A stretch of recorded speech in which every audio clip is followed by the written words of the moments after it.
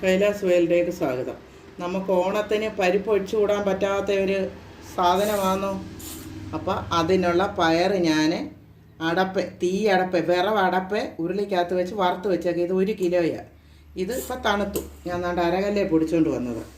മിക്സിയിൽ ഒന്ന് കറക്കിയാൽ മതി. പക്ഷേ ഞാൻ അരകല്ലയിലാണ് ഇത് പൊടിച്ചത്. അങ്ങുഞ്ഞൊക്കെ ഇച്ചിരി കൂടെ പൊടിയാത്ത ഇതുണ്ട്. അത് ഞാൻ പാറ്റിയെടുത്ത് അതിൻ്റെ പരിപ്പ് വേറെ, ഈ പൊടിയാത്തത് പിന്നെ ഒന്നുകൂടെ ഒന്ന് ഉരുട്ടും. ഞാനിത് അരകല്ലയിൽ 2 പ്രാവശ്യമായിട്ട് അരകല്ലയിൽ പൊടിച്ചതാണ്. ഇതുപോലെ ഇത് മൊത്തവും ഞാൻ പൊടിക്കും.